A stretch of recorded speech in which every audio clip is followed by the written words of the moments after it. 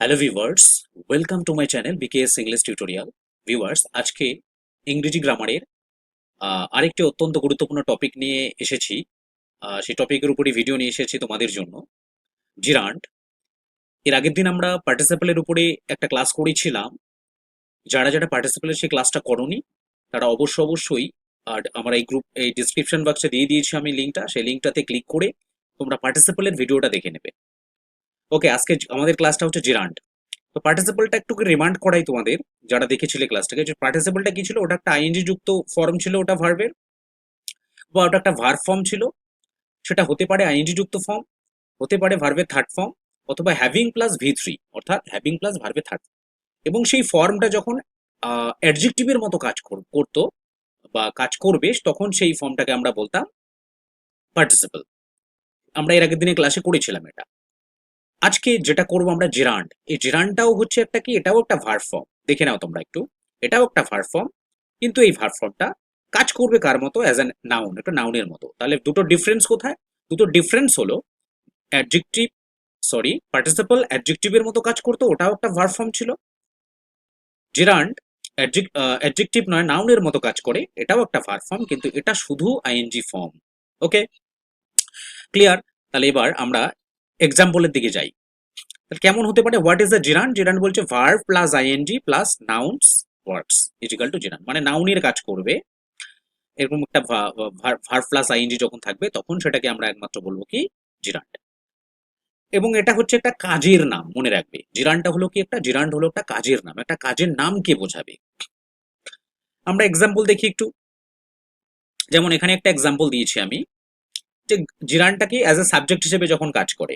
আবার আমরা জিরান্ডের যদি ডেফিনেশনটাকে আরো একটু ইজি করে দিই, সেটা হচ্ছে যখন আইএনজি যুক্ত ফর্ম ভার্বের সাবজেক্টের জায়গায় বসবে, অবজেক্টের জায়গায় বসবে, সাবজেক্টের মতো কাজ করবে, অবজেক্টের মতো কাজ করবে, অর্থাৎ একটা নাউনের কাজ করবে। সাবজেক্ট বা অবজেক্টের জায়গায় কে বসে সেন্টেন্সে? কোনো নাউন বা প্রোনাউন বসে। তাই যখন আইএনজি যুক্ত ফর্ম ভার্বের সাবজেক্ট বা অবজেক্টের মতো কাজ করবে, নাউনের মতো কাজ করবে, তখন আমরা সেই আইএনজি যুক্ত ফর্মকে জিরান্ড বলবো। এবার একটু এক্সাম্পল দিয়ে খুব সহজভাবে বুঝি, প্রত্যেকেই ভালোভাবে লক্ষ্য করবে আশা করি। আমার এই ক্লাসের পরে তোমাদের জিরান্ড বা হচ্ছে পার্টিসিপল নিয়ে আর কোনো ক্লাসের ভিডিও তোমাদের দেখতে হবে না। ওকে, দেখে নাও। একটা এক্সাম্পল দিয়েছে, সুইমিং ইজ গুড এক্সারসাইজ। সাঁতার কাটা হলো বা সাঁতার হলো একটা খুব ভালো এক্সারসাইজ, ভালো ভালো ব্যায়াম। এই যে সাঁতার কাটা একটি ভালো ব্যায়াম।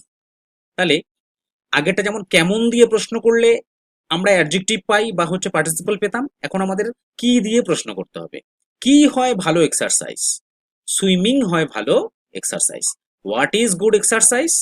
Swimming is good exercise. অর্থাৎ যখন আমি ভার্ভকে এবং হচ্ছে ভার্ভকে এবং অবজেক্টকে বা ভার্ভকে আমি যখন প্রশ্ন করব, ভার্ব এবং অবজেক্টকে প্রশ্ন করব কি দিয়ে, যদি উত্তর পাওয়া যায়, যেটা উত্তর আসবে সেটা হবে আমার জেরান্ড। ওকে, তাহলে কি হয় ভালো এক্সারসাইজ? সুইমিং হয় ভালো এক্সারসাইজ।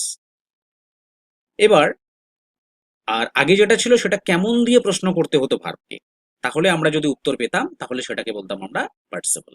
ওকে, আরেকটা এক্সাম্পল দিয়ে নিয়ে নিচ্ছি এখানে। Reading improves knowledge.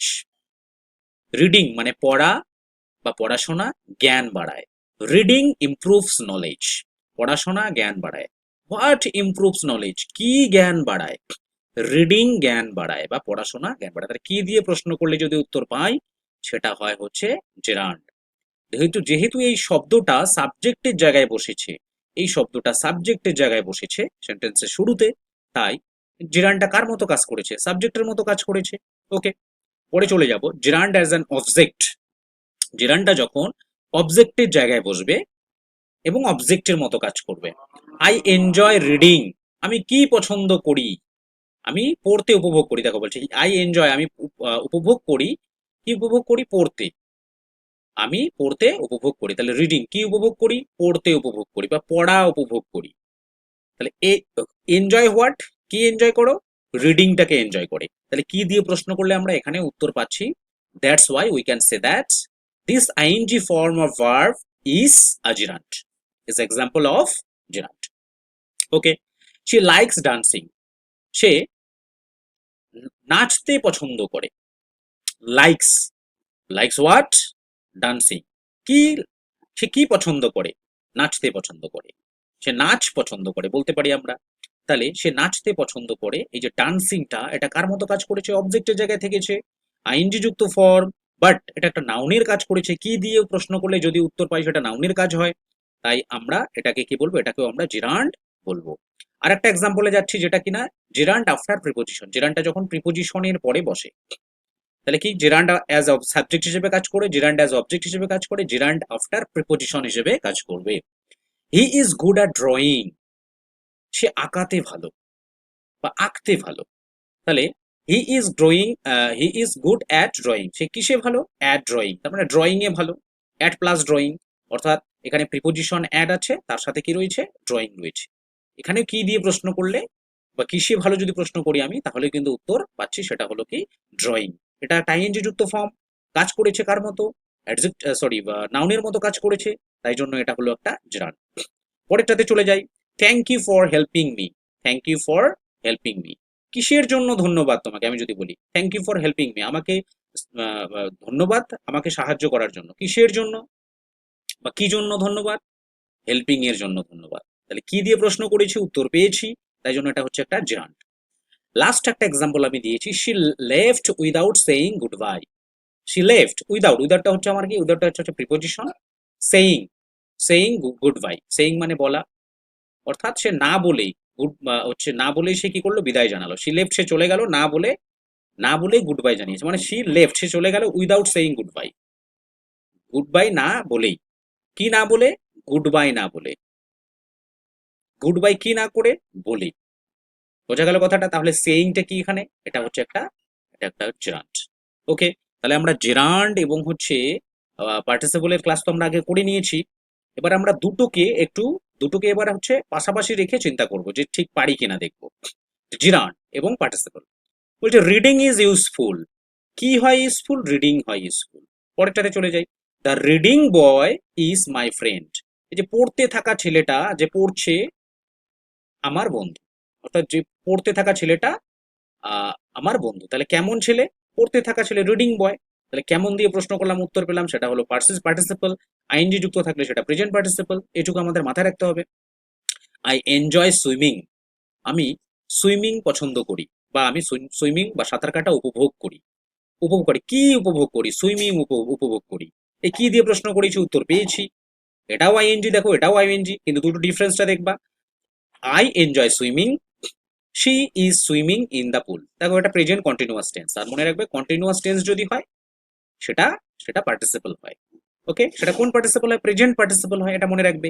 তাহলে walking is good for health, কি হয় স্বাস্থ্যের জন্য ভালো? গুড ফর হেলথ, কি good for? What is good for health? Walking is good for health. The walking sticks helps old people, কেমন স্টিক? Walking stick. কেমন stick? Walking stick. ব্যাস হয়ে গেল। এবার আমরা একটু এক্সারসাইজ করে নেব। এই দেখো আরেকটু এক্সাম্পল আছে এখানে, এটা তোমরা দেখে নেবে, একটু নিজে ট্রাই করে নেবে। আমি বেশি করে রেখেছিলাম।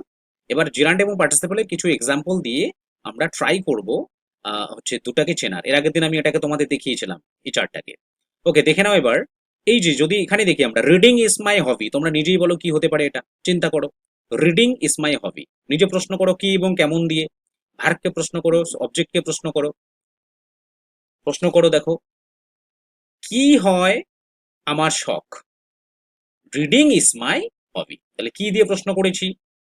এটা সাবজেক্ট হিসেবে বসেছে, আইএনজি যুক্ত ফর্মটা, তার মানে এটা gerund. The barking dog bit the man, কেমন ডগ? Barking dog. কেমন দিয়ে প্রশ্ন করলে কি হবে? পার্টিসিপল হবে। ওকে, নেক্সট একইভাবে আই এনজয় প্লেয়িং ক্রিকেট, আমি কি উপভোগ করি? Playing cricket. প্লেয়িং ক্রিকেট, খেলা পছন্দ করি। আমি ক্রিকেটের কি উপভোগ করি? খেলা উপভোগ করি, প্লেয়িংটা। তার মানে কি দিয়ে প্রশ্ন করেছি? উত্তর পেলে কি হবে সেটা? সেটা হবে একটা জেরান্ড। ওকে, এবার এখানে তোমাদের আরেকটা শর্টকাট ট্রিক্স আমি তোমাদের শিখিয়ে দেই, এটা মনে রাখবে। যখন পার্টিসিপল এবং জিরান্ডের বিষয় আমরা শিখবো, এটার থেকে একটা সহজ উপায় আছে। যখন এই যে যেমন দুটো পাশাপাশি রেখেছি, একটা রিডিং ইজ মাই হবি এবং হচ্ছে the barking dog bit the man, আমরা কি করব? অবজেক্টকে নিয়ে আমরা একটা হচ্ছে কন্টিনিউয়াস টেন্স তৈরি করব উল্টো দিকে।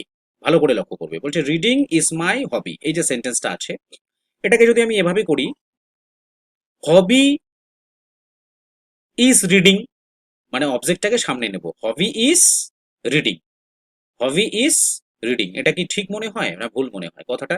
এটা একটা ভুল কথা মনে হচ্ছে, হবি ইজ রিডিং হয় না, হবি কখনো পড়ে না, এটা ভুল। কিন্তু এখানে যদি আমরা ধরি the barking dog, dog is barking, কুকুরটা ঘেউ ঘেউ করছে, আমি কিন্তু এটাকে কন্টিনিউয়াস করতে পারি। অর্থাৎ যদি আমি মানে যে ভার্বটা থাকবে এখানে, যে শব্দটা থাকবে সেটাকে উল্টিয়ে দিয়ে কন্টিনিউয়াস টেন্সে যদি সাজিয়ে দেখি না ঠিকঠাক থাকে, তাহলে সেটা পার্টিসিপল, মনে রাখবে। তাহলে কি আরেকবার দেখি পরেরটাতে, I enjoy playing cricket, cricket is playing, এটা যদি করি আমি তাহলে কি ঠিক হবে? ক্রিকেট খেলছে, ক্রিকেট তো খেলে না, ক্রিকেটকে কেউ খেলে, তাহলে ক্রিকেট ইজ প্লেয়িংটা ভুল, তার মানে এটা কি নয়? পার্টিসিপল নয়। তোমার তো কনফিউশনটা তো হবে দুটো জিনিসকে নিয়ে, জিরান্ড এবং পার্টিসিপলকে নিয়ে। তো আমরা যদি এখানে একটা জিনিসকে সঠিকভাবে মনে রাখতে পারি, আগের প্রসেসগুলোকে যদি ধরে না মনে না থাকে তোমাদের, এভাবে আমরা মনে রাখতে পারি যে দুটোকে পাশাপাশি বসাবো, বসে কি করবো, ক্রিকেট ইজ প্লেয়িং, ক্রিকেট তো খেলে না, তার মানে এটা ভুল কথা। আর ভুল হলে এটা কি নয়, যদি সামঞ্জস্যপূর্ণ না হয় বা এরকম সেন্টেন্স যদি বানানো না যায়, তার মানে এটা হলো একটা কি, জেরান্ড, এটা পার্টিসিপল নয়। পার্টিসিপলটা কন্টিনিউয়াসের আকারে সাজালে, প্রেজেন্ট কন্টিনিউ উল্টো দিক থেকে কন্টিনিউয়াসের আকারে সাজালে সেটাকে আমাদের ঠিক মনে হবে। ওকে, দেখি এখানে আরো আছে, the crying child needs help, এখানে যদি আমি করি child is crying, the child is crying, বাচ্চাটা কান্না করছে, এটা ঠিক মনে হচ্ছে, তাহলে আমরা বলতে পারি এটা কি, এটা একটা পার্টিসিপল। যদি ঠিক মনে হয় তাহলে সেটা পার্টিসিপল। ওকে, আশা করি তোমাদের বোঝাতে পারলাম। আর তোমরা এই যে এটাকে প্র্যাকটিস, তোমাদের জন্য বাড়ির জন্য কাজ থাকলো, এটা প্রত্যেকে দেখবে, ট্রাই করে নিজে খাতায় তুলে নেবে যে পারো কিনা। অবশ্যই আমাকে কমেন্ট বক্সে তোমরা এই উত্তরগুলো দেবে, দেখবে নিজে ট্রাই করে যে তোমরা ঠিক করেছো কিনা বা ঠিক পারছো কিনা, যে রুলস গুলো আমি করালাম তোমাদের। Okay, thank you so much for giving your valuable time and watching the video. যারা এখনো চ্যানেলটাকে সাবস্ক্রাইব করোনি, অবশ্যই চ্যানেলটাকে সাবস্ক্রাইব করে দিও, ভিডিওতে একটা লাইক দিয়ে দিও, একটা কমেন্ট করো। আমার ভিডিওতে কোথাও যদি কোনো ভুল ত্রুটি হয়ে থাকে সেটা অবশ্যই কমেন্টে জানিও, আমি নেক্সট ভিডিওতে বা এর পরবর্তী সময় সেই ভুলটা শুধরে নেওয়ার চেষ্টা করব, আমার ভিডিওটাকে আরো ইমপ্রুভ করার চেষ্টা করব। ওকে, থ্যাংক ইউ সো মাচ।